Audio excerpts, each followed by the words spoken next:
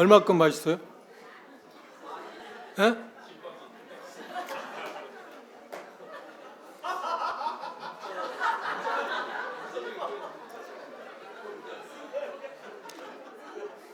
은서이는 아빠 많이 닮았네.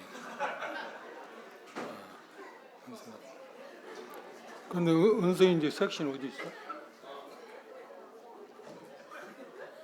근데 왜 할아버지한테 인사 안 하는 거야? 어?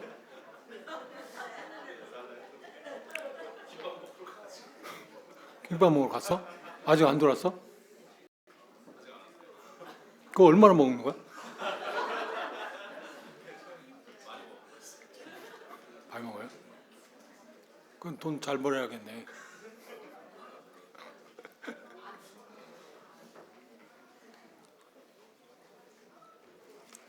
자, 분배라는 말의 정확한 의미를 이제 여러분 아시겠죠? 그렇죠? 띄어쓰기를 잘한다. 그어진 선대로 긋는다. 진리의 말씀을 옳게 분별해야 하는 이유는 뭔가요? 진리의 말씀을 옳게 분별해야 하는 이유가 뭔가요? 그렇지. 부끄러움을 당하지 않기 위해서. 누구한테? 하나님과 사람? 다음? 나. 하나님께서 우리 말씀하실 때 세 관계에 대해서 얘기를 해요. 항상. 첫째는 하나님과 관계입니다. 다음은 다른 사람 관계입니다. 다음 나 자신과 관계입니다. 조의성교를 알죠? 조의성교. 조의성교의 세 단어가 뭔가요? 첫째 그리스도. 그 다음 두 번째 다른 사람. 그 다음 나. 근데 대개의 경우 우리가 잘못 생각해가지고 하나님과 관계, 다른 사람 관계만 생각하지 나 자신과의 관계는 간과하는 경우가 있어요. 아니에요. 그렇지 않습니다. 자 보세요. 사도행 20장에 어떤 질문 와서 예수님 뭐라고 개미도 어떤 개미 큽니까 할 때 예수님 뭐라 말씀하셨나요? 하나님을 사랑한 게 첫째. 두 번째 내 이웃을 내 몸과 같이. 그런데 내 몸과 같이라고 하는 말은 우리가 잊혀버리는 거예요. 문자 이웃에 대해서만 생각하지 내 몸에 대해서는 생각하지 않는 거예요. 하나님과 관계, 다른 사람 관계, 그리고 자기 자신과 관계 항상 그걸 생각하세요. 그죠? 참 필요한 문제입니다. 왜 그런 문제가 왔냐? 그건 역시 하나님께서 말씀하신 문제, 그 문자 자체를 소홀히 여긴 거야. 그것에 우리들이 어떤 관심을 덜 썼다고 표현하나요? 그 자기 자신과 관계인데 자애를 말하는 게 아니에요. 자기를 스스로 사랑한다는 말이에요. 그죠? 잘 보세요. 하나님과 관계에 있어서 쉬운 말로 하나님과 관계가 좋아지면 누구하고 관계도 좋아져요? 다른 사람과 관계도 좋아져요. 그리고 자기와의 관계도 좋아져요. 자기와의 관계가 뭔지 아세요? 자기의 관계된 모든 것을 수용할 수 있다는 거예요. 자기의 관계된 것을 수용하지 않으면 다른 사람과 관계에도 계속 갈등이 있어요. 그러면 당연히 하나님과 갈등이 있죠. 그리스도는 정직한 의미에서 그리스도는 뭐냐면 자기 자신과의 관계가 잘 확립된 사람이에요.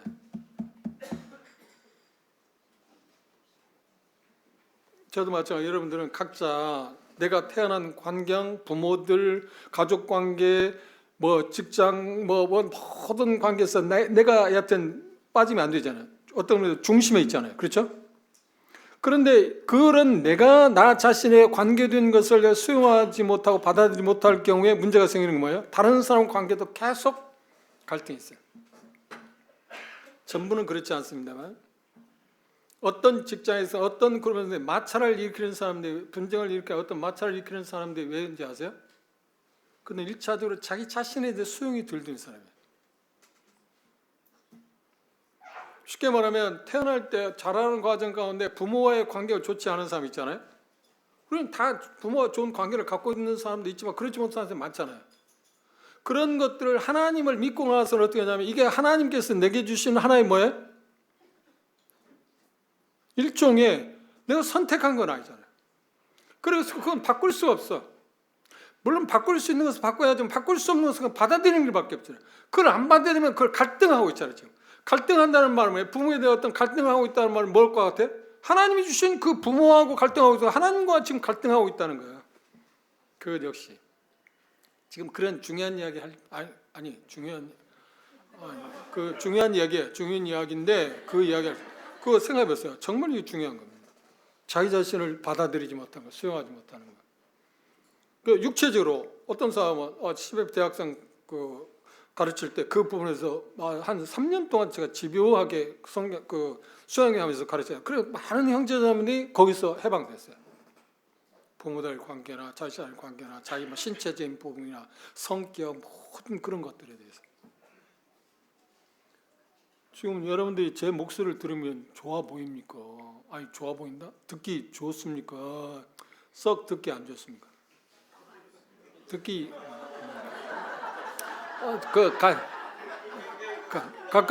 각각 달라. 각각 다른데 저는 여러분들 목소리에 대해서 개인 예상할 때 내 목소리 좋다 하는 사람 별로 없을 거예요. 내 목소리도 별로 안 좋아했어요. 타단히 날카롭죠? 전에는 더 그랬으니까 지금도 그렇습니다만 날카롭죠. 그리고 제 친구 영광에 있는 은행이자 아버지 제 절친입니다. 그 친구의 목소리 정말 호탕하고 좋아요. 비교하면 정말 다르거든요. 그래서 이거 어떻게 할까 그래요. 그것 쪽에 이쪽에 뭔가 잡힌 게 있어요. 그것이 나를 그래서 어떤 메시지 전화 올 때마다 시원치 않네. 왜 그럴까? 그런데 어떤 분들이 메시지를 듣고 뭐라고 하냐? 형제님 목소리 좋은데? 그리고 또 어떤 경우는 형제님 그럼 제가 줄였으니까 어떤 분이 아나운서 출신이냐고 깜짝 놀고. 그래서 제가 그랬죠. 속으로는 나 속꼬리뱅이 때문이구나. 그런 경우도 있는데. 그런데 그런 것도 제가 거기서 벗어나기 위해서 하나님이 주신 거잖아요. 근데 받아들여야 하잖아요. 물론 바꿀 수 있으면 최대한 바꿔야 목소리 성향을 톤을 어떻게 바꿉니까? 그런데 그걸 받아들였어요. 그럼 받아들였는데 그것을 조금 더 불만스럽다 스스로가 불만스럽다 생각하는 것을 커버하기 위해서 종종 내가 농담을 하는 거야. 그죠? 딱딱한 이야기만 하는 거 봐. 그냥 지금 이렇게 앉아 있으니까요. 이제 서 있으면 또 달라. 날 그렇습니다. 또 서서 메시지를 전하고 앉아서 메시지 앉아 있으면 좀 편해요. 자유스러워요. 근데 서면 굳어져.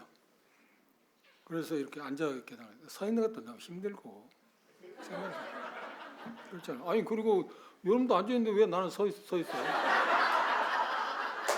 참 같이 살아요. 이해하세요. 다른 강성 소설인데 저 강성 정중행제는 뭔데 지금 그래요. 아니다. 그런 쪽에 동질감을 느끼기 위한 것. 그런 것들을 내게 주어진 것들을 하나님 주신 것들이니까 바꿀 수 있으면 바꾸지 못하는 것이에요. 수용해야 해요. 그리고 그것 때문에 감사해요. 예를 들어서 간증 좀 할까요? 제가 어려서부터 종교생활을 했다고 하잖아요. 근데 제 선친이 부잣집 아들이었어요. 할아버지가 참 부지런해가지고 대농은 아니었지만 호남평에서 대농은 아니었습니다. 근데 노는 농사 하나 9필씩 하고 있어요. 중농 들어요. 열심히 벌어서. 그런데 저희 선친이 외아들이야. 딸 둘에 아들 하나야. 그런데 이 양반이 조동으로 큰 거야. 그러다 보니까 좀 이제 그 당시 초등학교 안고 뭐라고 했을 거예요. 외정시대 그런 이제 학문은 좀 하셨어요. 그리고 이제 그런 배경이 있으니까 하는 일이 뭐냐면 달만 하는 일이 술집에 가서 술 먹고 그냥 세월을 보내는 거예요. 처음에는 안 그랬을 것 같아요. 제가 보니까 전기질도 하고 논도 막 소 가지고 갈고 하고 그런 일을 하셨던 것 같아요. 근데 그러면서 술 드시기 시작해갖고 술 먹고 오면 술 드시고 오면 그냥 조용하게 주무시면 얼마나 편하게 조상이 편하잖아요. 그런데 자식들을 못 살게 하는 거야. 아이고, 그 틈바구니에서 제가 얼마 동안 살았거든요. 그런 가운데 제가 그러는데 나는 어떤 일이 있으나 술은 안 먹는다. 너무 질려버려갖고. 그 아버지에 대한 내 마음이 어떤 마음이겠어요? 그런데 내가 나중에 배웠다고 면에서 뭔 일을 하다가 이 사람 저 사람 마음 착하다 보니까 이 사람 보증 들고 저 사람 보증 들고 그때는 이자가 50% 줄 때인가 봐요. 그럼 돈이 다 넘어가는 거야. 예. 그 갚아줄 그 사람들이 못 갚으니까 그런 입장이에요. 그 아버지에 대한 내 생각이 어떤 생각이겠어요? 좋은 마음이에요? 근데 구원받고 나서 계속 그런 것 내가 수용을 잘 못했어요. 이게 나중에 보니까 이것도 하나님께 내게 주신 일종의 좋은 선물은 아닐지 몰라도 선물은 선물이죠. 내가 결정한 거 아니잖아. 그때부터 내가 갈등에서 벗어났어요. 그걸 배우고 나서. 그래서 CFP 대학생인지에 되면 그걸 가르치기 시작했어요. 다시 말씀드립니다. 나에 대한 갈등이 있어요. 나 자신과의 갈등이 없어요. 다른 사람의 갈등도 없고요. 하나님 갈등도 없어요. 나 자신에 대한 갈등이 있으면 그걸 주신 그 하나님에 대한 지금 갈등을 말하는 거예요. 하나님 이게 뭡니까 도대체? 내가 직접 하나님 앞에 말한 건 아니죠. 그렇죠? 근데 하나님이 창조해서 준 것들에 대해서 내게 주어진 어떤 관계에 대해서 내가 그 불만을 토로한다 하는 것은 그걸 주신 하나님에 대한 이야기잖아요. 신앙은 바로 나 자신과의 관계가 중요한 것입니다. 그리고 다른 사람 관계도 중요하고요. 제일 중요한 건 뭐라고요? 그러니까 지금 여러분 그 중에 세 가지 다 중요한 거야. 근데 하나님과 관계가 좋아지면 다른 사람 관계도 좋아질 수밖에 없고 나 자신 관계도 바른 관계를 갖게 돼. 나 자신에 대해서. 그때는 필요한 것입니다. 그래서 여기 말하는 대로 하나님의 말씀을 진리 말씀을 옳게 분별하는 이유가 뭐냐고 하면 하나님으로부터 부끄러움을 당하지 않고 또 다른 사람으로부터 부끄러움을 당하지 않고 스스로도 부끄러움을 당하지 않고 있어요. 긍정적인 뭔가? 인정을 받는다. 인정된 자라고 그러죠. 인정된 자. 인정된다는 말이 무슨 말이에요? 시험에 테스트에서 합격했다. 어떤 과정을 거쳐냈다. 인정받았다. 누가 인정받는다고요? 지금 본문에서 얘기하는 것은? 누가 인정받는 거라고요? 진리의 말씀을 옳게 분별해야만 하나님으로부터 인정받고 다른 사람으로부터 인정받고 자기 자신도 떳떳하다.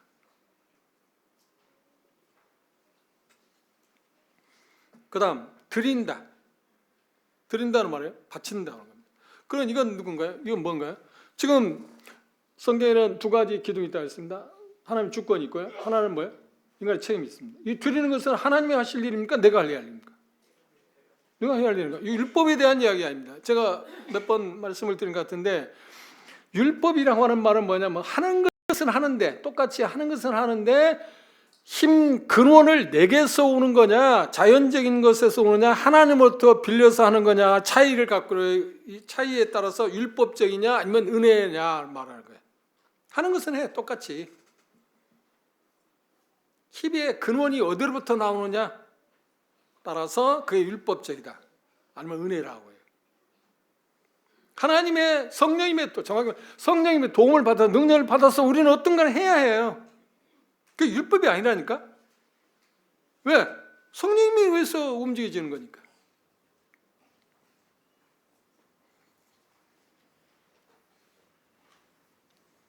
그 다음 마지막 단어가 뭐예요? 힘쓰라. 이 힘쓴다는 말은 부지런을 해야 한다. 전력 투구해야 한다. 그러니까 하나님의 말씀 옳게 분별하는 쉬운 일이라고요? 쉽지 않은 일이라고요? 쉽지 않은 일이다. 그래서 성경을 해석하는 일에 있어서 제일 중요한 게 뭐냐면 첫째 뭐라고 그랬어요? 네? 그렇죠. 읽는 게 시작입니다. 그 다음 읽은 다음에 뭘 하라고요? 내용을 성경의 그 본문의 내용을 우리가 뭐라고 한다고요? 조사하는 것을 뭐라고 했어요? 그래, 관찰. 관찰할 때 여러 가지 이제 쉬운 이야기라면 제가 하는 방법대로 해야 한다면 저는 관찰할 때 단어를 대단히 중시 여깁니다. 관찰. 그리고 뭐 같은 동역이 나오는가 뭔가 하는 것도 여러 가지 뭐 할 게 많이 있습니다만 그건 다 이야기를 했어요. 여기 보면 교재 가운데 그런 부분이 좀 나와 있으면 그걸 참조해 주시고. 근데 제가 가장 중요하게 생각하는 단어, 문자의 정확한 의미를 파악하려고 했어요.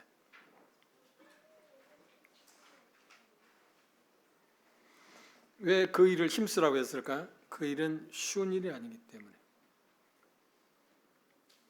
그래서 여기 힘쓰라고 하는 말은 목표에 도달하기 위해서 열정적으로 밀고 앞으로 계속 나아가라고 하는 말입니다. 목표가 뭔가요? 우리의 목표는 뭔가요? 하나님의 말씀을 옳게 분별하는 일. 왜? 부끄러움을 당하지 않고 긍정적으로는 하나님께 인정을 받기 위해서.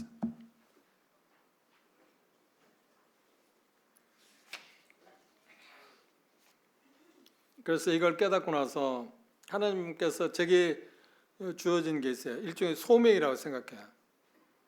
그래서 저는 하나님의 말씀을 옳게 분별하고 그리고 그것들을 분별된 것을 내 삶에 내가 먼저 적용하고 그리고 다른 형제 자매들에게 쉽게, 가능하면 쉽게 적용할 수 있도록 가르치는 것이 제 사명이에요. 제게 주어진 기회가 있습니다. 그게 제 사명이에요. 그걸 위해 살아요. 제 목표예요. 그래서 부단히 성경을 힘들어요. 정말 힘들어요. 요즘 와서 시력이 안 좋아가지고 저는 뭐 하루에 8시간 성경 봐도 아무렇지 않았어요. 그런데 지금 1시간만 눈이 침침하고 힘들어요. 제가 왜 이야기를 하면 그런 부분을 위해서 기도 요청을 하기 위해서 시력이 더 이상 좋아질 일은 없을 겁니다. 좋아질 일. 더 이상 좀 지연됐으면 하는 마음. 그렇죠? 그런 부분들을 여러분들이 마음 가운데 생각하시고 하시면 돼요. 그리고 또 빼놓을 수 없는 게 뭐냐면 성경 해석에서 아까 했잖아요. 성경은 누구의 작품이라고요? 하나님의 작품입니다. 정확히 말해서 성령님께서 성경 저자를 통해서 문자로 언어로 말씀하신 인간에 준 최고의 선물이 성경이다. 그러면 성경 해석하는 데 있어서 누구의 도움 필요해요? 성령의 도움 필요하죠. 그건 절대적이에요. 인간들이 뭐 균형법적이니 뭐니 그런 방법들 다 동원한다고 그래도 먼저는 뭐냐? 선행하는 게 뭐냐면 성령님의 역사역이 필요해. 도움 필요해요. 그 다음 우리 역할이 있어요. 우리 역할은 어떤 쪽에 한계가 있어요. 그런데 우리의 역할하고 지금 표현상 말합니다. 성령님의 역할은 차이가 있겠죠. 그렇죠? 성령님의 역할은 하나님의 말씀을 우리에게 깨닫게 하고 정확하게 풀어서 설명해 주는 거. 그러니까 해석하는 성령의 역사가 정말 말할 수 없이 필요한 건데 근원적인 건데 그분은 그것을 어떻게 하시는가요? 하나님의 말씀을 깨닫게 해요. 우리를 풀어줘. 설명해 주되 그걸 어려운 말로 조명한다. 비춰준다. 그런 표현이에요. 알려준다. 그냥 쉬운 말로 깨닫게 한다. 성령이 하시는 일이에요. 그 말씀이 요한복음 14장, 15장, 16장, 특히 요한 1서 2장 27절에 나와 있어요. 기름 부음이 모든 걸 가르칠 거라. 그 말을 그 문맥을 잘못 오해해서 뭐 어떤 형제들이 얼마 전까지도 뭐 가르치는 것은 뭐야 교회에서만 가르쳐야 한다는 등 또 뭐 여러 가지 그 이야기 좀 하시나 뭐 우리 부끄러운 이야기니까. 성경에서 어떤 방법을 통해서 우리에게 가르치시는 거예요? 보혜사 그분이 오시면 그분이 말씀하신 걸 다 기억나고 우리를 가르쳐 질 가운데로 인도하시고 가르치신다고 말씀하시잖아요. 요한 16장에. 그렇죠? 어떤 방법을 통해서? 딱 두 가지예요. 하나는 뭐예요? 그분이 직접 조명하는 경우가 있어요. 직접 조명하는 경우는 어떤 경우냐면 은사 받은 사람들에게. 그게 좀 국한된 것 같아요. 에베소 4장에 보면 5가지 은사가 나왔죠. 정확히 말하면 4가지라고 표현하겠죠. 근데 하여튼 우리 번역에는 5가지 나와 있으니까. 목사와 정확히 말하면 목자와 교사. 누가 그 은사를 주셨다고요? 성령님이 주셨어요. 그러면 그분이 성령님께서 그 은사를 주신 이유는 뭐예요? 그들을 통해서 성경을 풀어주기 위해서 깨닫도록 알도록 도와주기 위해서 그런 하나님께 성령님이 계시를 하는 방법 가운데 조명하는 방법 가운데 2가지가 있어요. 그분이 직접 하는 경우 있고 또 하나는 뭐예요? 그분이 주신 은사를 갖고 있는 형제들 통해서 그 일을 하시는 거예요. 그래서 요한 1서 2장에 시간이 되면 그 부분을 문맥을 무시했을 때 문제가 되는 그 일들 가운데 그 중에 하나가 있는데 요한 1서 2장 27절에 보면 가르칠 게 없다. 그래서 성령님이 계시는데 기름부음이 우리 안에 계시니까 가르칠 필요가 없다고 하는 사람이 있어요. 그건 문맥을 무시했어요. 그러면 가르칠 필요 없는데 사도 요한은 왜 서신서를 써서 가르쳐요? 성령님이 다 가르치는데?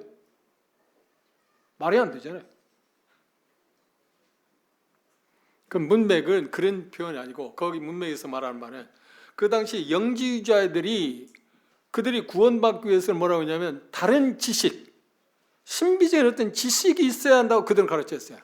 예수 그리스도의 성육신으로 말미암아서 구원받는 게 아니라 십자가에 못 박혀 돌아가신으로 구원받는 게 아니라 어떤 신비적인 어떤 지식, 어떤 다른 어떤 지식이 있어야 구원받는다고 그랬어요. 그 다른 가르침이죠. 그래서 그들은 어떻게 해요? 출교당했어요. 우리에서 나갔다. 그래서 그 사도 요한은 에베소 지역에 있는 성도들에게 지금 뭐라고 그러냐면 너희 안에는 기름 부음이 성령님 계시기 때문에 그런 것들에 의해서 가르침 받을 필요가 없고 성령님이 너희 안에 거하시는 성령님을 통해서 가르침 받으면 된다. 그런 잡다한 것, 잘못된 것에 절대 현혹당하지 말라고 하기 위해서 그 말씀하셨거든요. 분명히 보면 그래요. 그걸 잘못 오해해서 그런 경우가 있어요. 성령님이 하시는 일이 뭐라고요? 성경을 깨닫게 하는데 첫째, 직접 조명하시는 경우이고 두 번째, 어떻게? 그렇지. 은사를 준 형제들을 통해서 가르칩니다. 그러면 지금 여러분들은 지금 뭘 하고 있나요? 성령님께서 저에게 주신 은사를 주신 것을 사용해서 저를 통해서 지금 성경을 해석하고 있잖아요. 풀어주고 있잖아요. 그렇죠? 지금 그것 가운데 하나입니다. 그러면 생각해 보시죠. 그럼 우리의 역할은 뭔가요? 그 부분에서 이제 교사 은사도 마찬가지입니다. 우리의 역할은 뭔가요? 쉬운 이야기라면 은사를 받다고 해서 우리가 어떤 조금 전에 아빠 이야기 있잖아요. 힘써야 한다고 힘써야지 한다고요. 힘써야 한다고 뭘 힘쓴다는 거예요? 성경 해석하는 데 있어서 문화적인 부분이란데 단어적인 부분, 쉽게 말하면 문자의 정확한 의미를 우리가 모른다고 생각해보세요. 그러면 제가 오랫동안 그것 때문에 갈등이 있어 문자에 대해 주목하게 되는데 한 번쯤은 여기 와서 그런 이야기를 한 것 같은데 저는 사도행전 강의할 때 하나님 영광에 대해서 얘기했잖아요. 하나님 영광인 단어가 무슨 말인지 몰라. 그런데 하나님께 성령 기도를 성령님이 뭐든지 하든지 그런 데서 10장에 먹든지 마시든지 뭐라 하는데 하나님의 영광을 위해서 하라고 했지 않습니까? 그럼 하나님의 영광이 도대체 뭔가 저에게 좀 계시해 주지, 아니 계시는 끝났으니까 조명해 주라고 함부로 기도한다고 해서 성령께서 우리에게 영광이 무슨 말인지 깨닫게 해줄까요? 그런 가능성이 있다고 생각하십니까? 아니야. 그것은 우리가 어떤 이미 그것들을 깨달은 사람들에 의해서 작품이나 글이나 어떤 문화적인 그 어떤 것을 통해서 우리가 얻어내는 것밖에 없잖아요. 그런 것들을 말하는 우리의 역할, 이거는 그렇죠? 지리 문제, 그런 문화적인 문제, 우리가 아무리 성경을 해석하는데 그런 것들이 필요하대. 성경 해석하는데 크게 말하면 일반적으로 성경에서 네 가지예요. 역사적, 문화적, 문자적, 신학적. 이 네 가지 틀에서 우리는 성경을 해석한다고 그래요. 그런데 지금 추종하는 것은 뭐냐면 문자적 성경 해석을 지금 추종하고 있습니다. 그렇죠? 그게 가장 우선적입니다. 그런데 우리가 아까 지나갔습니다만 그런 수많은 해석사에 쭉 내려다가 뭐 대개 풍요적인 해석하고 영예가 넘쳐났는데 상징적인 언어를 사용하기 시작했는데 종교개혁을 하면서 누가 종교개혁을 했나? 저는 17년에 루터가 종교개혁을 했어요. 루터가 종교개혁을 했지만 그분이 성경을 해석하는 일에 있어서 문자 입각해서 받아들이는 했어요. 그런데 그분도 여전히 중세 암흑시대 캐톨릭에서 받아온 것들을 다 버리지 못해서 우리는 만찬 예배를 뭐라고 그래? 그걸 화채설로 받아들여? 상징설로 받아들여? 아니면 그걸 실질적으로 받아들여? 그건 상징적으로 받아들여요. 이 떡이 예수님의 몸이라고 생각지 않잖아요. 그건 상징한다고 그러잖아요. 잔이 예수님 피라고 생각하잖아요. 캐톨릭은 그게 예수님 떡이 돼. 예수님 몸이 돼. 예수님 피래. 그런데 뉴턴은 그걸 어때? 중간 입장을 취했어요. 완전히 문자적으로 받아들이지 못했다는 거예요. 그 다음 종교학 가운데 빼놓으세요. 존 칼빈 있잖아요. 감리교 장시했던 장로교 장시. 칼빈은 문자적으로 생각했어요. 성경을 해석했어요. 그래서 그분의 주석을 보면 그분은 학자답게 성경을 해석할 때 문자에 치중해서 했어요. 그런데 얼마 시간이 흐르고 나서 19세기에 가서는 어떻게 되냐면 대다수가 캐톨릭의 영향을 계속 답습해가지고 성경을 상징적으로 받아들이기 시작한 거예요. 그런데 19세기 형제들에 의해서 드디어 성령님께서는 어때요? 그들에게 조명해 주셔서 형제들에게 우리의 선배들에게 조명해 주신 게 뭐냐? 문자적인 성경 해석을 알게 하신 거예요. 그래서 발견한 게 뭐냐면 이스라엘과 교회는 다르다. 이스라엘과 교회는 교회다. 그런데 일반적인 개혁신학자들은 뭐예요? 교회가 이스라엘이 다른 게 아니라 이스라엘이 영적으로 변한 것이 뭐냐면 교회다. 그래서 교회는 영적 이스라엘이란 말이에요. 화면이 그들이 받아야 할 구분, 기업 그런 모든 것이 다 다르게, 그걸 다르다고 우리는 말하면서 우리는 확실히 다르다고 하는 이유가 뭐예요? 문자가 그렇게 말해, 문자적으로 우리는 해석하니까. 그리고 그때 그 형제들에서 예수님의 재림, 휴거에 대해서 언급하고 있어요. 그렇죠. 휴거에 대해 말하는 게 없어요. 어디서? 대선 우리가 잘 알잖아요. 그런데 15장. 휴거라는 말. 그런 닦아챈다. 그리고 선교에 대해서 비전을 갖게 됐어요. 문자에 의해서. 그래서 그걸 아는 사람들은 교회사에서 양심적인 학자들 뭐냐면 19세기 형제들이 교회사에 남긴 혁격한 공에 대해서 말할 때 그들이 한결같이 말하면서 양식 있는 학자들은 뭐라고 하냐면 지금도 그들은 정말 성경을 문자적으로 해석함으로 말미암아서 교회사에 혁격한 업적을 남겼다 말이에요. 우리는 그걸 가는 거야. 그런데 19세기 형제들이 지금 우리 그 가르치는 대로 우리는 지금 신약교회 원리나 복음 진리를 우리는 갖고 지금 계속 전수해서 오잖아요. 우리 한국에는 지금 복음이 들은 지가 65년 됐습니다. 더 구체적으로 좀 짧을 수도 있습니다. 지금 교제하고 있는 쪽에서 물론 승송인자가 와서 복음을 전한 것은 뭐 120년 됐어요. 여정시대 그 동신의 쪽에서 그분 와서 정말 구원 받으신 분이고 복음을 전했답니다. 근데 형제들 지금 우리가 교제하고 있는 형제들 지금 살아있는 형제들이 그 제일 빨리 구원받은 1세대가 지금 60년대 초 50년대 말이거든요. 한 60년이 됐어요. 그런데 왜 문자된 이 성경 해석을 우리는 배우지 못했을까? 그런 혜택을 못 받았을까? 이유가 뭐라고 생각하세요? 저도 그 중에 한 사람이거든요. 1세대 사람으로서. 제가 구원받고 나서 형제들 교제했을 때 영예를 듣지 않고 이 문자적인 성경 해석 방법을 우리가 이미 배웠더라면 얼마나 좋았겠냐는 아쉬움이 있죠. 그냥 뭐 그건 지나간 거 뭐 할 말이 없고. 이유가 뭐라고 생각하세요? 참 조심스러운 이야기입니다만 그런 혜택을 못 받은 분들이 와서 선교를 하신 거예요. 그래서 그분들은 어떻게 해요? 자기들이 해도 없을 대로 영예를 하기 시작한 거예요. 그러니까 그 형제들은 저도 마찬가지로 그런 분들이 선교사들이 또 형제들이 그 영예를 하니까 성경 볼 때 그래야 한다고 생각하잖아요. 그리고 성경 볼 때 문자는 아예 생각도 안 해. 뭐라고 하냐? 여기 영적인 의미가 뭐가 있지? 네. 예를 들면 토끼가 나오잖아요. 토끼가 나오면 그냥 토끼인데 그 성경에 나오는 토끼면 토끼는 받아들이면 돼. 근데 토끼가 귀가 크니까 뭐 하나님의 말씀을 듣는데 뭐 귀를 종고에 세운다 뛰니까 뭐 거룩한 사람이야. 그 이야기 들으면 어떻게 정말 꿈꾸는 것 같지 않나요? 그런데 뭐가 달라지는데? 하나님께서 성령께서 원하는 게 아닌데 그걸 우리가 아무리 가르침 받고 이야기 주장한다고 해도 그게 성령께서 역사할 수 있어요, 없어요? 역사는 안 되는 거야. 성령님은 반드시 말씀이라는 내일만 걷는 거야. 거기서 벗어난 것은 의미가 없어요. 효과적인 게 없다니까.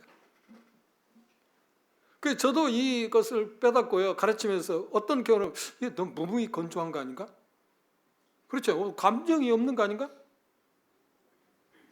그런 갈등이 있었어요. 근데 지나오면서 보니까 그것보다 더 감동적인 게 없어요. 보세요. 아까 누가 보면 24년 봤잖아요. 엠마르간 두 제자에게 예수님께서 시편 이사야 구약 성경을 통해서 자기에 관한 것을 가르쳤습니다. 보여주었습니다. 그렇죠? 풀어줬다고 그랬어요. 자세히 설명했습니다. 그럴 때 그들의 변화가 딱 일어났어요. 문자적인 해석을 한 거야. 자기에 관한 것을 자세히 설명했다. 그 신비적인 요소가 있다는 게 아니야. 그리고 하나 실례가 사도행 8장에 우리는 지금 전에 공부했습니다. 빌립이 4시가 뭘 읽고 있었나요? 이사 53장 읽고 있어요. 그러면서 가다 보니까 마차로 올라왔어요. 그러니까 4시가 그걸 읽고 있으니까 뭐라고 하냐? 읽는 것을 깨닫느냐 그랬어요. 그 말은 뭐예요? 지금 당신이 읽던 이사야 53장을 읽고 있는데 그 말씀의 의미가 무엇인지를 아십니까? 물은 거야. 그때 4시가 뭐래요? 지도하는 사람, 나에게 그것을 설명해 주는 사람, 자세히 풀어주는 사람이면 내가 어떻게 알겠냐? 그래서 그 다음 말씀은 그 말씀을 시작해서 예수에 관해서 복음을 전했다. 그래서 가다가 이미 믿음을 고백했기 때문에 물 있는 곳에 가서 침례를 받고 기쁘게 갔다고 나와 있잖아요. 예수님이 복음에, 그러니까 구약 성경에 그분 자신에 대해서 기록한 것을 자세히 설명해 줬을 때 그들의 변화 세 가지로 나왔어요. 첫째, 어떤 변화가 있어요? 지적인 변화가 있어요. 두 번째, 정적인 변화가 있어요. 세 번째, 의지적인 변화가 있어요. 볼까요?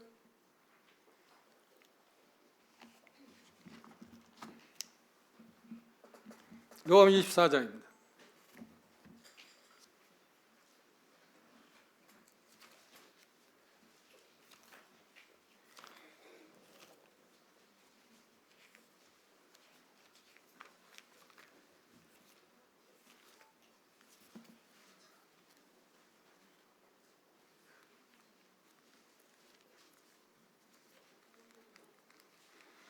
요한복음 24장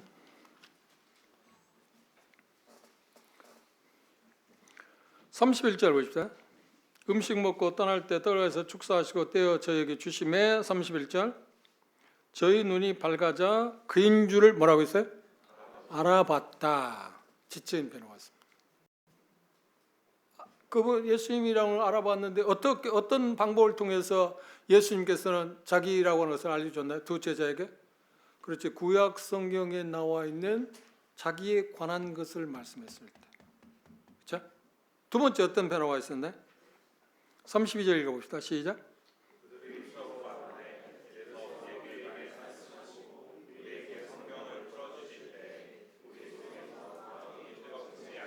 정적인 변화가 있습니다. 감동했습니다. 마음이 뜨거워졌다.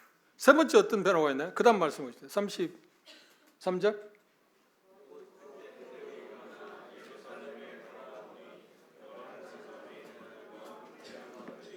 그렇습니다. 지적인 변화가 있었습니다. 알았다. 그 다음 두 번째, 뜨거웠다. 세 번째, 곧 일어나.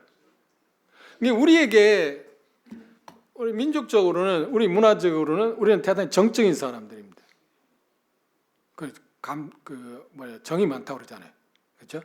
정적인 사람. 나는 좀 거기에 좀 약하지만, 나는 좀 정적이질 않아요. 그렇다고 오해하지 마십시오. 제가 말씀한 따뜻한 남자인 건 사실이니까. 비웃는 것 같아. 아니라고 하는 것 같아. 저를 아는 사람 뭐 아멘 할게. 뭐 그건 자유고 자기가 다가 쓰는 게 그건데 내가 어떻게 하겠어? 그것까지 시비할 필요 없고. 우리는 정적인 사람. 근데 우리에게 좀 약한 분, 우리 민족 문화적으로 약한 게 의지가 약해. 대단히 의지가 약해. 신앙생활도 그래요. 어때? 지적인 쪽 가고 정적인 까지 잘 가요. 그런데 뭐가 하냐면 의지적으로 한 거예요. 지금 제 핸드폰에 장생이 이제 보낸 전에 뭐 어떤 문자로 보낸 문자가 왔는데 뭐라고 하냐면 그런 내용입니다. 어떤 걸 깨닫고 어떤 걸 좋은데 더 중요한 건 뭐냐면 우리가 좀 변화돼서 의지적으로 변화되면 좋겠다. 그런 류의 그 메시지를 받은 일이 있어요. 그래서 그걸 제가 기억을 내려놨더니 되게 막 지우거든요. 나는 빨리빨리 지워요. 그 오래 간직하면 내가 어려우니까. 그건 갖고 있어야죠. 그러니까 알매 단계가 있으면 당연히 어떻게 해? 정적인 뭐가 오잖아요. 그 다음 뭐가 있어요? 그 다음 움직이게 하는 거야. 그럼 보십시오. 오늘 우리가 지금 배웠습니다. 가장 중요한 거. 하나님의 말씀을 옳게 분별하는 것이 왜 필요한가? 부끄러움을 당하지 않고 긍정적으로 인정을 받기 위해서. 그런데 그 일을 하기 위해서 어떻게 하라고 했어요?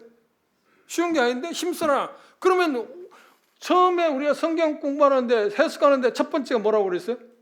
읽는 거라고 했잖아요. 그럼 그걸 해야 해. 여러분 직접. 그걸.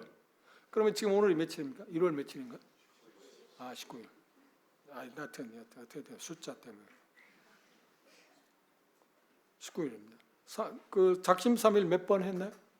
새해 들어서 올해는 그래도 통독 한번 해야겠다 생각을 하셨지 않나요? 그 그리스도이면 나는 기본이라고 생각해요. 근데 못 하셨나요? 못 하시면 낙심하지 마세요. 사단은 말입니다. 오늘 19일이잖아요. 근데 그동안 여러분들이 이제까지 오는데 한 며칠 못 읽었어. 그렇죠? 그럼 사단 내가 오늘 읽으려고 하면 19일에 오늘 읽으려고 하면 사단이 뭐라고 하는지 너 며칠 전에 안 읽었잖아. 근데 오늘 읽어 무슨 효과가 있어? 그냥 읽지 마. 그때마다 그런 유혹을 받는 똑같은 얘기예요. 그때 그런 비슷한 유혹을 받는 너 어제까지 잘못 살았잖아. 근데 네가 오늘 뭐 산다고 해서 뭐 몇 주만 수익했어. 그때 이렇게 말하세요. 그래, 네가 말한 대로 나 어제 그렇게 살았어. 네가 말한 대로 나를 송사하는 것처럼 나는 어제 안 읽었어. 근데 오늘부터 읽을 거야. 그럼 오늘 19일 날짜를 읽기 시작하는 거야. 그리고 좀 여유 있으면 18장 안 읽었잖아. 그거 읽으세요. 18일 날 못 읽어. 그다음 또 여유 있어요? 그럼 17일 날 못 읽으면 되잖아. 아니 못 읽으면 놔둬. 그리고 21일 거 읽고 20일 거 읽고 또 그다음 또 중간에 뭐가 있어 방학에서 한 달 안 읽었잖아. 그러면 그때 걸 보충하려고 하지 말고 그 날 맞춰서 읽으라니까. 그럼 읽어갈 수 있어요 없어요?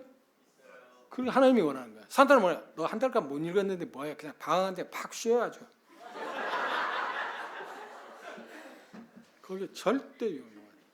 그걸 그 야고보서의 시험이라고 해서 유혹. 그걸 우리 이겨요. 그 정말 필요해. 저는 그렇게 습관화돼 있어요. 그래, 나 어제 잘못했어. 그럼 어쩌란 말이야?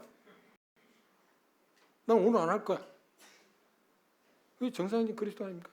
어제 넘어졌으니까 또 오늘 또 넘어져? 넘어진 이제 막 쉬어갈래? 아니야. 방학 어떤 방학 안 하면 좋지. 근데 방학했으면 그냥 다시 개학하면 되는 거 아닙니까? 오늘 어제까지는 그랬잖아요. 이게 사대 송사 내 양심의 송사에 대해서 그렇게 얘기하세요. 한번 해보세요. 그럼 우리는 삶을 때 전진을 한다니까 계속 전진해 갈 수 있는 거예요. 성경 읽기도 마찬가지야. 그래서 그 날짜에 맞춰서 읽는 것은 좋은데 그러지 못했을 때 그날 따라서 그냥 그 날짜에 맞춰서 읽으라니까. 그럼 읽어갈 수 있지 않나요? 그러세요. 그럼 못 읽은한테 죄의식 짓지 마세요. 그럼 뭐 어떻게 지나가면 어떻게 합니까? 잊어버리고 영향 받지만 오늘은 오늘답게 살아가세요. 그게 젊은이의 특징 아닙니까? 그게 그리스도의 모습입니다. 그런 마음들이 성령님께서 우리에게 성경을 공부하는 일에서 해석하는 일에 있어서 두 면에서 한다. 하나는 조명과 은사를 준 형제들을 통해서 가르친다. 우리의 역할은 뭐라고요? 그렇지. 성령님께서 가르치지 않는 모든 걸 다 가르치는 것은 아니다는 말입니다. 가르치지 않는 부분에서 우리가 어떤 자료들 아니면 어떤 선배들, 어떤 사람들 쓴 책들, 그런 자료들, 그런 것들을 통해서 우리는 성경을 해석하는데 도움을 받을 수 있어야 한다. 인간이 어떤 도구들을 우리는 무시해야 한다고요? 무시할 수 없다는 거야. 무시할 수는 없다는 거야. 그런데 그것을 무시해서는 안 되지만 선별하는 데 대단히 중요한 겁니다. 잘못 선별하면 오히려 뭔가 좋은 길로 가다 옳은 길로 가려고 하다가 더 엉뚱한 길로 갈 수 있습니다. 이런 말이 있지 않나요? 잘못된 가르침은 반드시 잘못된 삶을 낳습니다. 어떻게 가르침을 받을 거냐? 성경을 잘못 배우면 우리는 삶을 어떻게 해요? 반드시 잘못된 길을 갈 수밖에 없습니다. 그것 때문에 우리는 우리 스스로도 개인적으로도 하나님의 말씀을 옳게 분별하는 일에 정말 힘써야 합니다.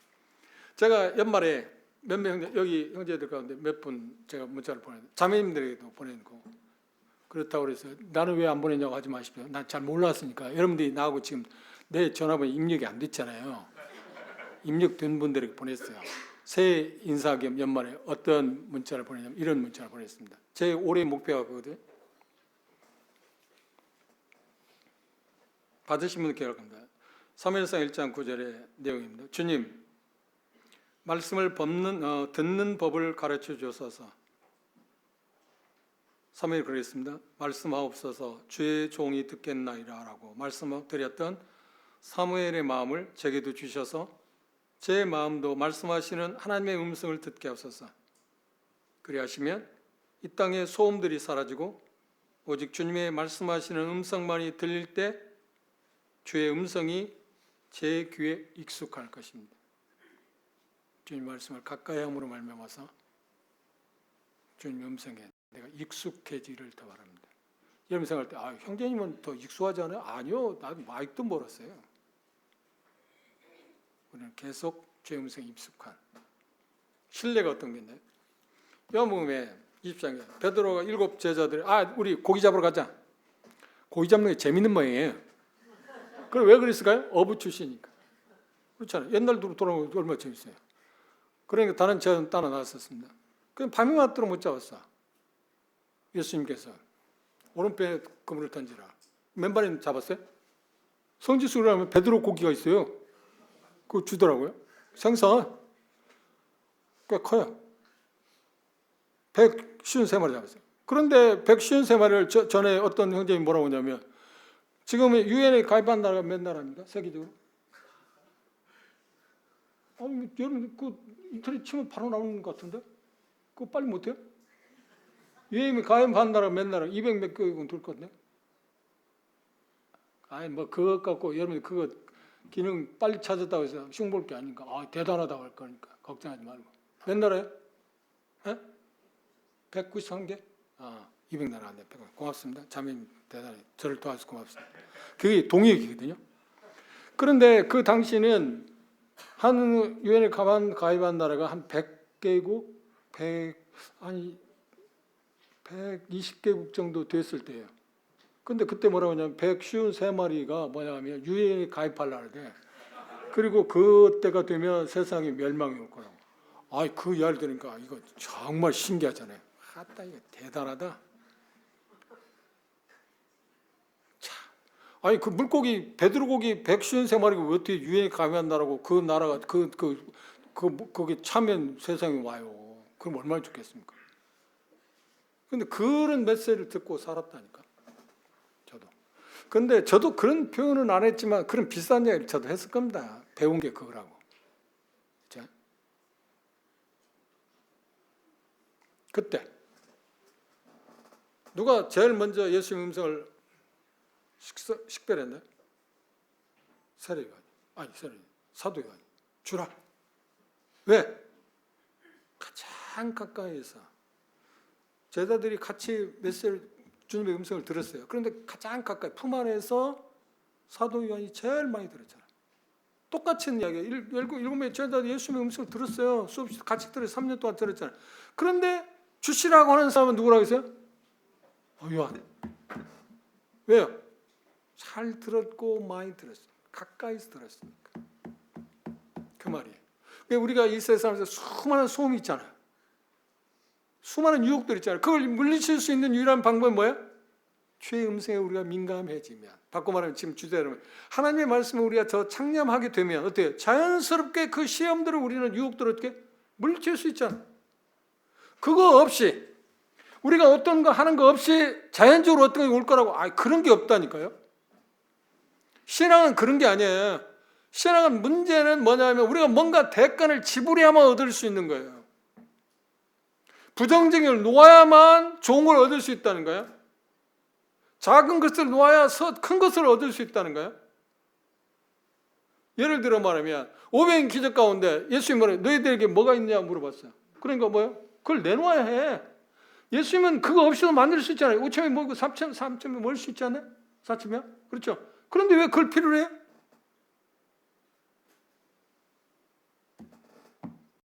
진리가 그거예요. 우리는 뭔가 하나님께서 요구하는 것을 내놓아야만 어떤 걸 얻을 수 있어요. 수고가 필요해요. 정말 수고가 필요해요. 힘들 거예요. 쉬운 건 아니야. 저도 지금 올해 한 20몇 년 동안 이걸 하지만 지금도 어려워요. 근데 부단해요. 근데 지금도 계속 아까 말씀드린 성인이 하면서 새로운 단어면 그 단어가 의미가 뭔가를 조사해 본다니까요. 그리고 더 의미가 그 문맥에 맞는 의미를 골랐어요. 우리 집에 오신 분이 혹시 봤는지 모르지만 제 2층 서재 책갈피에 그 문자 해석이라고 그래서 이렇게 쳐내놓은 거 있어요. 40 노트 한 4개인가 5개인가 그걸 계속 쳐내요. 매년. 그리고 2004년 1번 그거 하나 채워주면 2번 2004년 3번 그렇게 쭉 쳐내놔요. 그 일을 계속해요. 지금도 여전히. 왜요? 부끄러움을 당하지 않기 위해서. 나 스스로예요. 먼저. 다른 사람 아니고. 그럼 하나님께 인정받기 위해서. 그건 어떤 겁니까? 내가 세상에서 하나님의 자녀다운 그런 어떤 삶을 살아가기 위한 하나의 일이잖아요. 자, 그러면 오늘 공부한 거 생각해 보시죠. 교재에는 지금 이런 사상이 그 이야기한 것이 구체적으로 지금 하나씩 나왔습니다. 여러분들이 이제 성경 해석 방법이랄지 여러 가지 나와 있습니다. 그것들 가운데서 가장 중요한 게 뭐라고요? 19세기 형제들이 우리에게 믿음의 유산을 물려준 성경 해석에 있어서 손꼽히는 게 뭐라고요? 문자적으로 해석하자. 문자적으로 해석하자. 그럼 비유 해석도 그렇죠. 문자적으로 해석해야겠죠. 그렇죠? 문자. 그런데 문자적으로 해석하는데 문자를 결정하는 게 뭐라고요? 문맥이다. 예를 들어서 세상. 그럼 어떤 세상이냐는 거야. 요한복음 3장 16절 하나님이 세상을 이처럼 사랑하사 이처럼이라는 말이 무슨 말입니까? 이처럼. 부사 이처럼이라는 말이 무슨 말이에요? 네? 하나님이 세상을 이처럼 사랑했대. 그러면 이처럼이라는 뭔가요? 그 다음 주시잖아요. 뭐? 독생자를 주실 만큼. 왜 독생자를 주셨다는 거야? 하나님이 독생자를 주셨다는 말은 뭘 말하고 있어요? 우리를 사랑해서 그랬다는 거예요. 그러면 사랑해서 독생자를 주신 이유가 뭐라고요? 저를 믿는 자마다 멸망치 않고 영생을 얻기 위해서라고. 요한복음 3장 10절간 복음을 전할 수 있잖아요. 그렇죠? 제가 요한복음 3장 10절간 복음을 전한 일이 있어요. 오산 전문대회, 그때는 지금 오산대회지만 오산 전문대회에서 제가 그 학장 그 허락을 받고 승인 받고 복음을 전하는 학교에서 복음을 전할 때 축제 때 그걸 해봤어요. 쉽게 그냥 거기서 말하는 사랑하고 세상하고 요한일서 세상을 사랑하지 말라고 하는 세상. 그러면 세상 똑같은 세상이야. 원어도 똑같아. 코스모스라는 단어를 썼어. 그러면 요한복음 3장 16절에 세상하고 요한일서 2장의 세상하고는 같은 세상이야, 다른 세상이야. 뭐가 결정해? 문자는 똑같은 세상이라니까. 원어 자체도 번역된 우리 단어와 세상이 아니라 원어 자체도. 거기는 그러면 무슨 세상이야? 뭐가 결정해? 그 다음 문맥이. 그러면 요한복음 3장 16절 세상은 지구예요? 아니면 누구를 지금 이야기하고 있어요? 세상을 사랑했다. 누구를 사랑한다는 거야? 지구촌을 사랑했다고? 누구를? 사랑.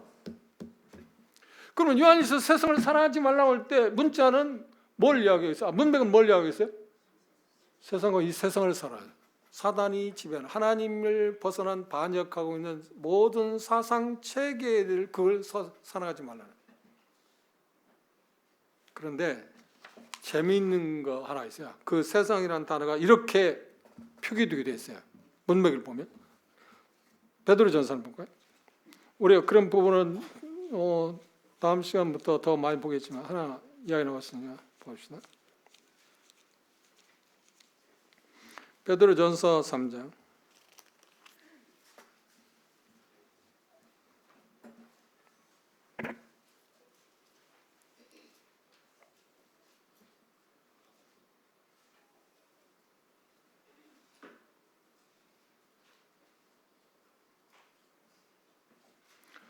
자, 3절 보십시오.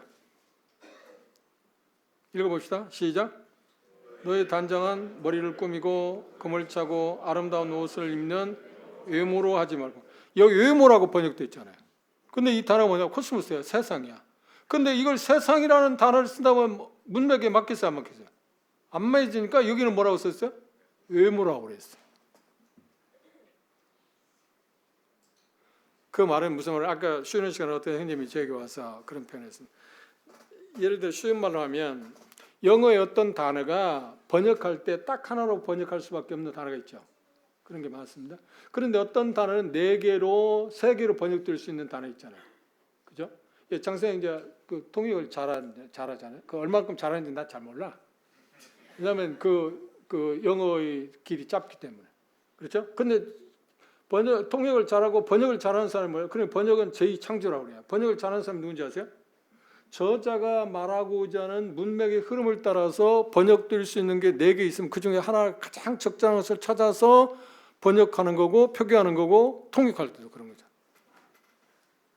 맞아요? 장생이제 맞아요? 그렇다고 고개를 끄덕끄덕 하네요. 틀림없어요. 원어도 마찬가지야. 그러니까 우리는 종종 어떤 성경을 원어 모르니까 우리가 생각할 때 원어가 이렇다고 하면 기죽지 마세요. 그 원어가 그렇다, 어떤 원어가 그렇게 쓰여졌을지라도 우리가 뭐냐면 문맥을 보면 그 의미를 우리는 쉽게 파악할 수 있어. 그죠? 그리고 또 하나, 우리는 어떤 사람들 이야기하는데 어떤 그 성경에 대해서 잘못된 어떤 것하고 이야기하는 사람 있잖아요. 그럼 우리가 당황하지 마세요. 당황하지 말고 뭐라고 하냐면 그 어떤 본문을 이야기하면 그 당황하지 말고 하냐면 그러면 앞뒤 전후 문맥을 한번 봅시다. 그리고 읽어보세요. 앞에서 쭉 읽어가세요.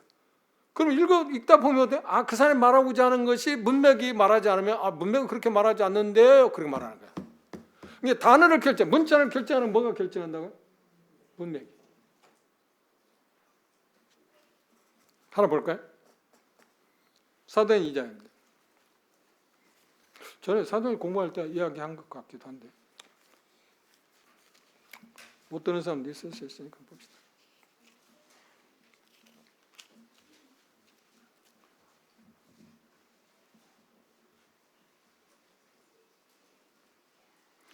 사도행전 2장 34절 봅시다.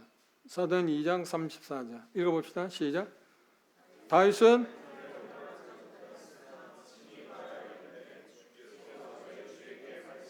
여기 보시죠.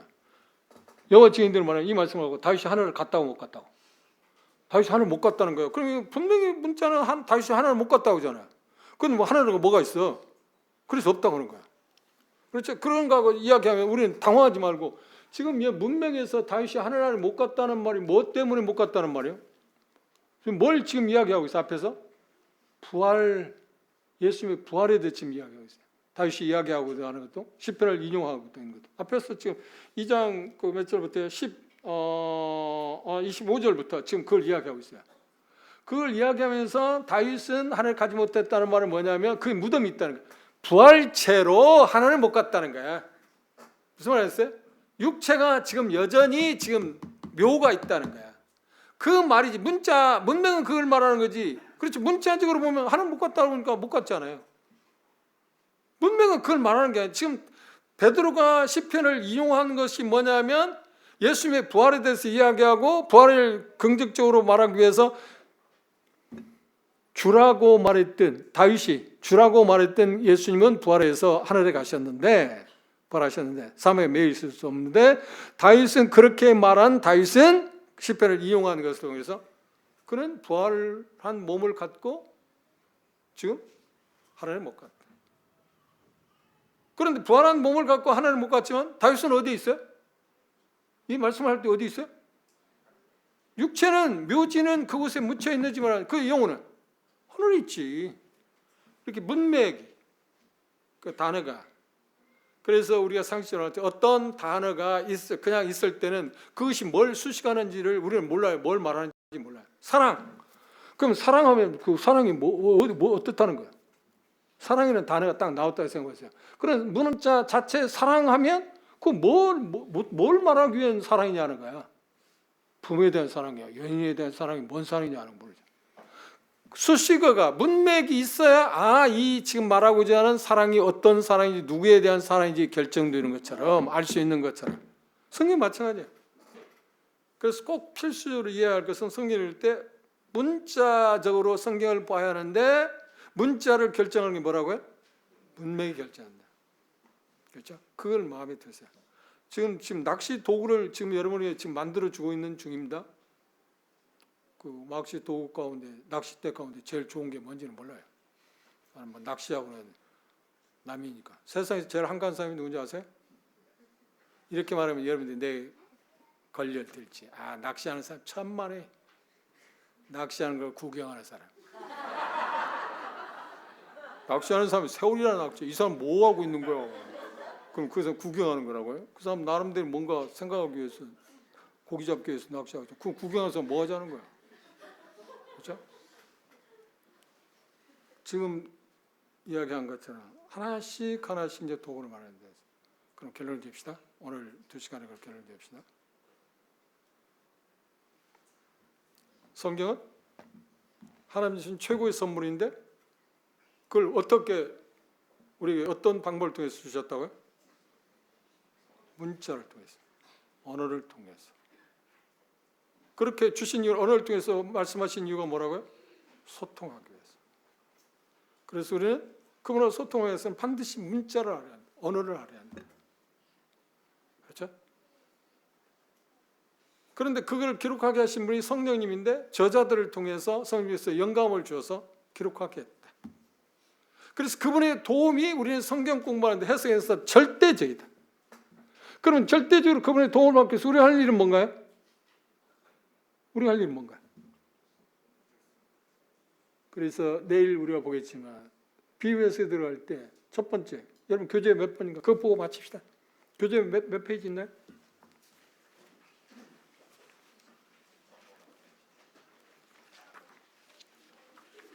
비유 몇 페이지인가?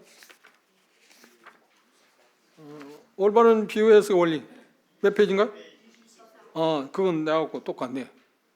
내 것도 28페이지 있네. 24페이지 맨 처음 위에 읽어보죠. 올바른 비유 해석의 원리. 그 다음 읽어보시죠. 시작.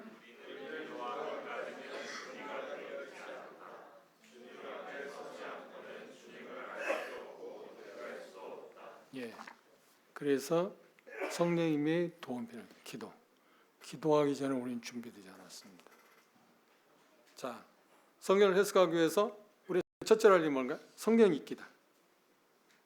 그렇죠? 성경 읽기. 그 다음 우리가 더 앞서야 할 게 뭐라고요? 성경 읽기보다 더 앞서야 할 게 뭐라고요? 기도하는 거예요. 주님의 도움을 요청하라. 지금 도와주십시오. 저는 시편 내일 우리가 생각할 겁니다. 시편에 있는 19장 119편에 있는 성경을 읽을 때 매일 아침 새벽에 일어나서 기도하고 성경 말씀 필 때마다 그 기도를 해요. 하나님, 제가 어리석습니다. 우둔한 사람입니다. 제가 말씀 필 때 성령께서 깨닫게 해주십시오. 알려주십시오. 그런 기도를 하고 성경에 있습니다. 꼭 기억하십시오. 기도하기 전에는 우리는 성경 해석할 수 있지 않다. 입장에 그 자리에 있지 않다. 기도는 정말 필요한 것입니다. 수고하셨습니다. 내일은 비유 해석이 어떻게 할 건가 하는 그런 부분, 그리고 문자를 무시했을 때 문맥을 무시했을 때 오류, 그런 것들 몇 가지 한번 짚어보고 가도록 하겠습니다. 그래서 여러분들이 이 교재를 참고하기 위해서 여러분들 주었으니까 일상 그것들을 한번 쭉 읽어보시고 하나씩 읽어보시고 나중에 반복된 것도 있을 거예요. 그렇죠? 왜냐하면 아까 얘기했잖아요. 18년 동안 이렇게 더하고 한 가운데서 정리하지 못하고 또 하고 또 하다 보니까 그 반복된 게 있습니다. 그 반복된 것은 또 한번 보라고 한다고 생각하시고 여러분들이 하시면 되겠습니다. 그리고 말씀드리고 싶은 것은 교재 중이라든지 쉬는 시간에 잠시 쉬는 시간이라든지 들은 것들에 대해 궁금한 거 있으면 물어보시고 제가 아는 대로 도와드리겠습니다. 그리고 동일하게 말씀드린 저도 지금 배워가고 있는 사람입니다. 그죠? 그 제 중심에서 말씀드린 것처럼 저는 여러분들에게도 마찬가지 하나님에게도 저 자신의 부끄러움을 당하고 싶지 않습니다. 그래서 최선을 다해서 가장 쉽게 이것을 어떻게 여러분에게 전달해 줄 수 있을까를 계속 기도하고 있습니다. 기도해 주시고 함께 잠시 기도하겠습니다.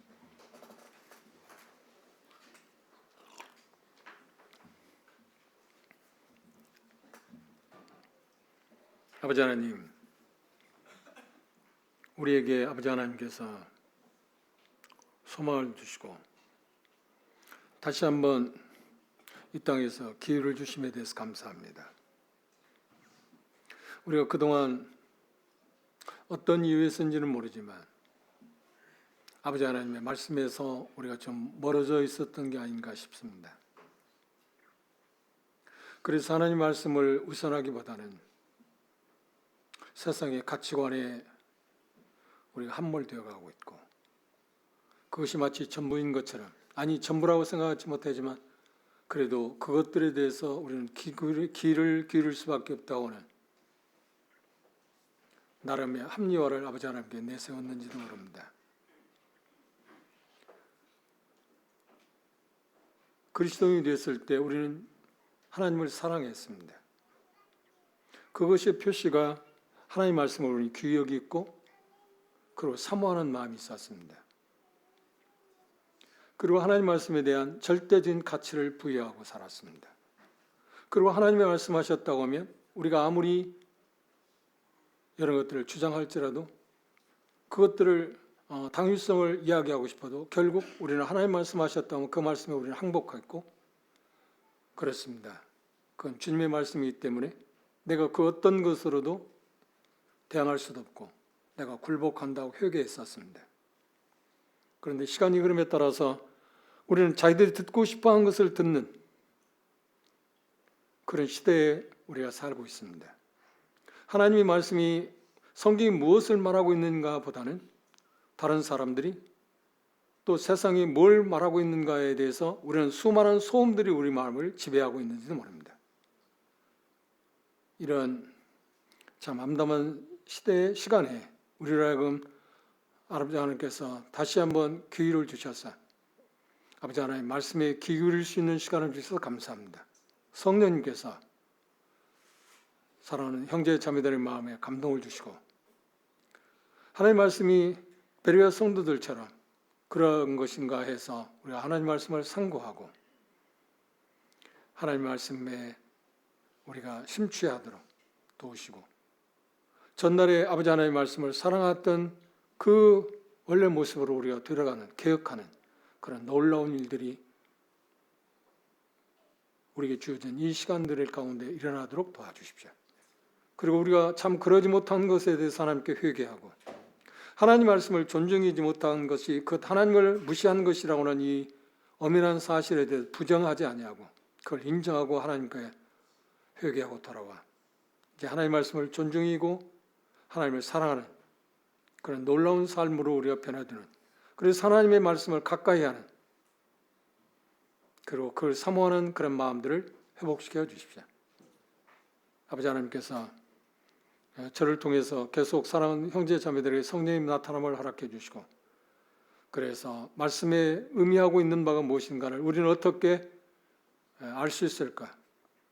그것들을 그런 어떤 방법들을 우리가 잘 체득해서 아버지 하나님의 말씀을 우리가 공부하는 일에 있어서 도움을 받게 해주시고 그것들을 활용할 수 있는 그런 용기도 주시고 그래서 우리가 더욱더 아버지 하나님의 말씀에 정진하는 진리의 말씀을 옳게 분별하는 일에 있어서 우리가 힘쓸 수 있는 우리 성도들이 되도록 도와주십시오. 이번 특별 집회를 통해서 전날에 소망 그 이후에 대해서 주님께서 말씀하심으로 말미암아 인도교회 사랑하는 형제자매들이 주님에 대한 지적인 변화, 정적인 변화, 의지적인 변화가 일어나서 뜨거움이 있었던 것처럼 이번 특별 집회에서 동일한 성령의 역사를 기대합니다. 주님 도와주시옵소서. 예수 그리스도의 이름으로 아버지 하나님 기도하옵나이다. 감사합니다.